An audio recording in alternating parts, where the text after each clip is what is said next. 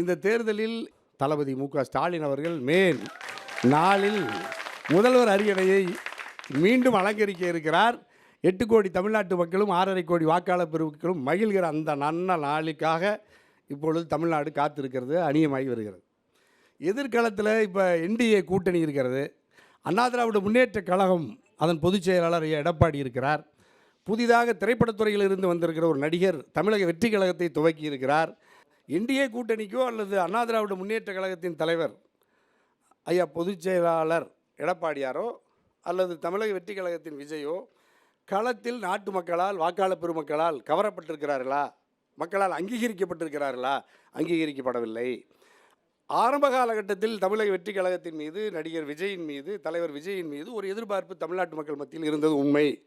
ஆனால் அவருடைய அடுத்தடுத்த நடவடிக்கைகள் நாம் எதிர்பார்த்ததைப் போல ஒரு பக்குவப்பட்ட தலைவனாக முழு நேரமாக அரசியலிலே தன்னுடைய கட்சிக்காரர்களோடு நேரத்தை செலவிடுகிற ஒரு தலைவராக, தொண்டர்களோடு, தலைவர்களோடு, நிர்வாகிகளோடு, ஏனைய அரசியல் கட்சி ஆளுமைகளோடு, ஊடகவியலாளர்களோடு, அறிவிற் சிறந்த எழுத்தாளர்கள், அரசியல் ஆய்வாளர்களோடு யாரோடும் தொடர்பில் இல்லாத ஒரு தலைவராக, ஒரு கட்சி நிர்வாகியாக விஜய் இருப்பதனால் தமிழ்நாட்டு மக்கள் விஜயின் மீது அந்த கரூர் சம்பவத்தில் 41 பேர் பலி, தான் நடித்த படம் ஜனநாயகன் 500 கோடி ரூபாய் செலவு செய்து அந்த திரைப்படத்தையே வெளியிட முடியாத அளவிற்கு பாரதிய ஜனதா கட்சி, மோடி அமித்ஷா அரசு தணிக்கை துறையால் தடுத்து வைத்திருக்கிறது.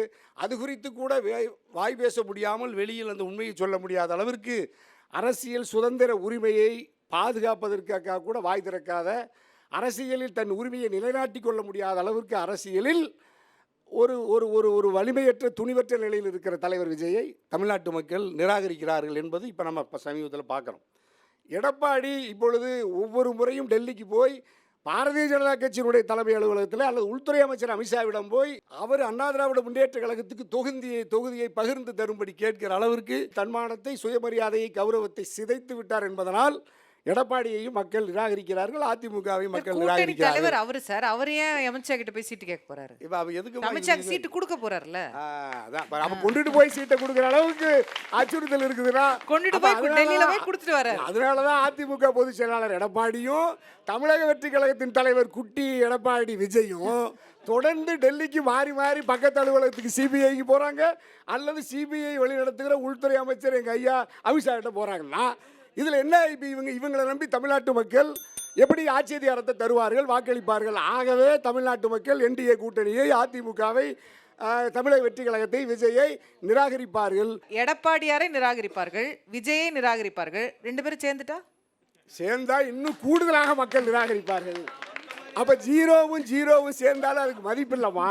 0 சேர்ந்தாலும் மதிப்பில்லை என்பதனால் என் ஆர்வ தாய் தமிழ்நாட்டு மக்கள் மதசார்பற்ற முற்போக்கு கூட்டணிக்கு ஒட்டுமொத்த வாக்குகளையும் தந்து மே 4 திராவிட மாடல் அரசு 2.0 மீண்டும் நிறுவுவதற்கு தளபதி மு.க.ஸ்டாலின் ஐயா அவர்கள் மீண்டும் முதல்வர் அரியணையில் ஏறுவார். ஒரு வழக்கமான குற்றச்சாட்டை சொன்னாங்க. அதாவது போதைப் பொருள் தமிழ்நாட்டுக்குள்ள அதிகமாக புழக்கத்தில் இருக்குது, பாலியல் சம்பவங்கள் அதிகமாக நடக்குதுங்கிறத தவிர பாஜகவில் இருக்கிற எங்கள் அண்ணன் ஸ்ரீகாந்த் கணேசன் அண்ணா இருந்தாலும், எங்கள் பேராசிரியரோ, எங்கள் டிவி.கே. ரமேஷ் எல்லாம் என்ன சொன்னாங்க, வழக்கமாக தொலைக்காட்சிகளில் அல்லது ஊடகங்களில் வர்ற செய்தியை ஆதாரமற்ற அவதூறு செய்திகளை மட்டும் நம்பி இவர்களும் அதே கருத்தை பரப்புகிறார்களே அல்லாமல். இல்லை, எனக்கு புரியல. களத்தில் பாலியல் குற்றம் நடந்தது பொய் செய்தியா? இல்லைம்மா, அது சொல்லுங்க.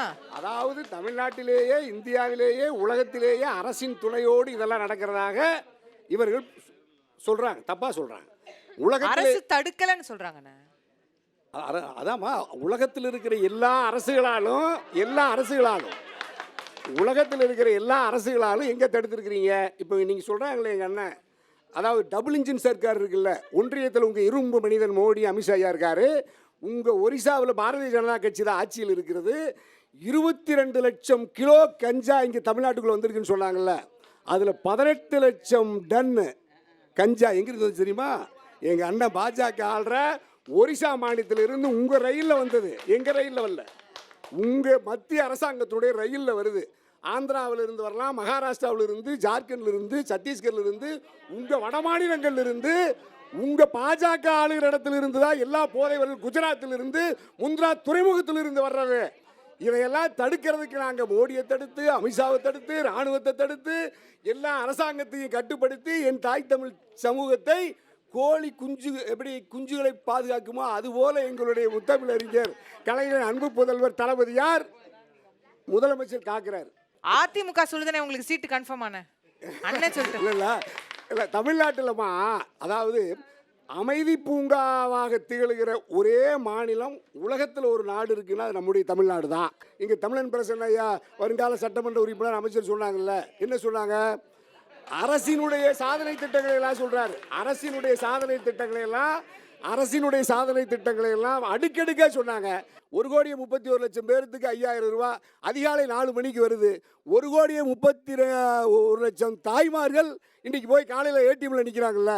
எதுக்காக? 5,000 ரூபாயை எங்களுடைய முதலமைச்சர், நம்முடைய முதலமைச்சர் தளபதி தான் அனுப்பிச்சு வச்சிருக்காரு. அப்போ 1,31,00,000 வாக்குகள் இப்போ உள்ளே வந்துருச்சு. இப்போ இந்தியாவிலேயே தமிழ்நாட்டிலேயே சூப்பர் ஸ்டார் எங்கள் அண்ணன் ரஜினிகாந்த், தமிழக வெற்றி கழகம் நீங்களாம் வழியை வந்து திமுக தான் உங்களையெல்லாம் அரசியலுக்கு வராமல் தடுத்துச்சுன்னு சொன்னீங்க. இதே தமிழ்நாட்டில் இருக்கிற நட்சத்திர நடிகர்களுக்கெல்லாம் மூத்த நடிகர் எங்கள் அண்ணன் ரஜினிகாந்த் இப்போ எங்களுக்கு ஆதரவாக வந்திருக்காருல்ல. இப்போ திராவிட முன்னேற்ற கழகத்தை அணியை ஆதரிப்பதற்கு இதே பண்ணு அதாவது தமிழக வெற்றி கழகத்தில் சொல்கிறேன். இப்போ ரஜினிகாந்த் ஐயாவுன்னா நீங்கள் என்ன அப்படின்னா நீங்கள் எப்படி ரஜினிகாந்த் ஐயாவை விமர்சனம் பண்ணிட்டு எதிர்த்துட்டு உங்கள் ஆதவர்ஜனாவும் உங்கள் விஜயும் உங்கள் ரமேஷ் இந்த கூட்டம் தமிழ்நாட்டில் தோக்கடிச்சிருவீங்களா? நீங்கள் என்ன நீங்கள் 10 பேர் துண்டை போட்டுட்டு வந்து ஓட்டு போட்டுலாம் முதலமைச்சர் ஆயிருவீங்களா? சட்டமன்ற உறுப்பினர் ஆயிருவீங்களா? நாடாளுமன்ற உறுப்பினர்களா? வார்டு உறுப்பினர் ஆயிருவீங்களா? இப்போ சொல்கிறேன், வார்டு உறுப்பினராக கூட வர முடியாது. வார்டு வந்து பழக்கம் இல்லாத நீங்கள் எங்கள் ரஜினிகாந்த் இப்போ நீங்கள் இங்கே ஆதவர்ஜனா இதுவா இல்லை. இப்போ நாங்கள் வந்து திமுகவுடைய சாதனைகளை பற்றி எங்கள் தமிழர் பிரச்சனை சொன்னார். நீங்கள்லாம் என்ன தவறு செய்கிறீங்க தாவேக்க எடப்பாடி சொன்னோம். அப்போல்லாம் நீங்கள் அமைதியாக இருந்தீங்க. எங்கள் ஐயா ரஜினி சூப்பர் ஸ்டார்னு ஒன்று உங்களுக்கு ஏன் கோவம் வருது?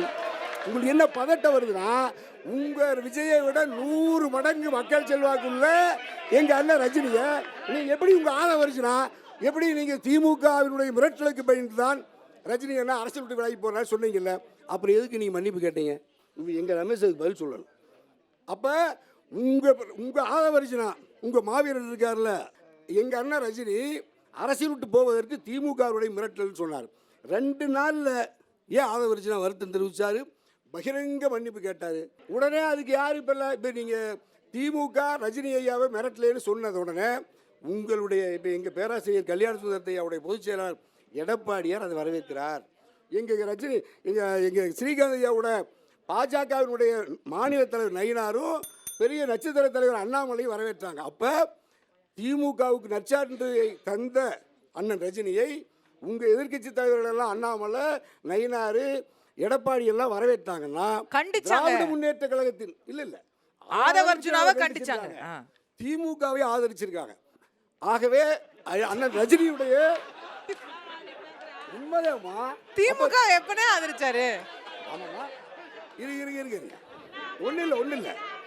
அதாவது திராவிட முன்னேற்ற கழகத்தினுடைய எந்த அச்சுறுத்தலும் இல்லை அப்படின்னு ரஜினியை சொல்கிறார். அதை நீங்கள் எல்லாரும் என்டாஸ் பண்ணீங்க. அப்போ அது அவர் திமுகவின் மீது களங்கம் கற்பிக்கும் முயற்சிக்கிற ஆதவர்ஜனாவை தமிழக வெற்றி கழகத்தை கண்டிக்கிறாரு.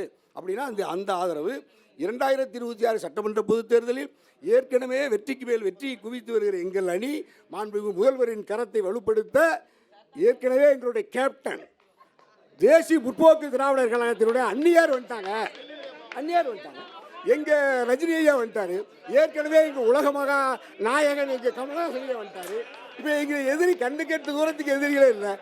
எல்லா திரையுலகம், கலை உலகம், விவசாயிகள், நெசவாளர்கள், அரசு ஊழியர்கள், மாற்றுத்திறனாளிகள் அலையலையா திராவிட முன்னேற்ற கழக அணியை பற்றி நின்று இந்த இயக்கத்தை மீண்டும் மதசார்பற்ற முற்போக்கு கூட்டணியினுடைய ஆட்சியை நிறுவுவதற்கு எங்களுடைய தளபதி முத்துவேல் கருணாநிதி ஸ்டாலின் அவர்களை 2வது முறையாக ஆட்சி கட்டிலே அமர்த்துவதற்கு நாடே அழிவாயிருக்கிற சூழ்நிலையில் நாளில் அந்த வரலாற்று சிறப்புமிக்க பதிவை உலகம் பார்க்கும் வாய்ப்புக்கு நன்றி.